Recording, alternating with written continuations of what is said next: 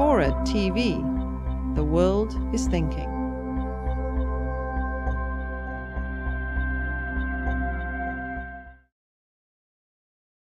What would military action mean, since that's what we're talking about here? Well, in the Pakistani case, particularly given the way I described the main source of worry, extremist sentiment within the ranks, it's really hard to conceive of just what the kind of military operation we're talking about would be.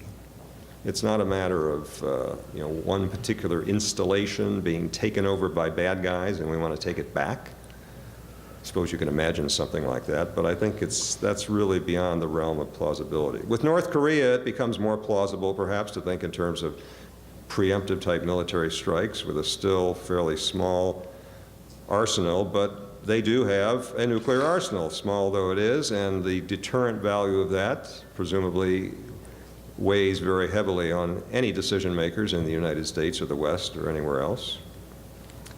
Moreover, there's the conventional response as well, and as is often noted, Seoul, the capital of South Korea, is very close to the inner Korean border, and what we probably would have on our hands is a new Korean War.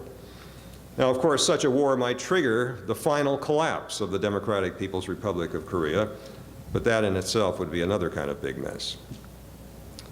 As for Iran, any military strike by the U.S., and probably anyone by Israel as well, would be the start of a U.S.-Iranian war, with everything that would entail in terms of later stages of the war. Iran would respond with everything it had in its toolkit through various asymmetric as well as symmetric means.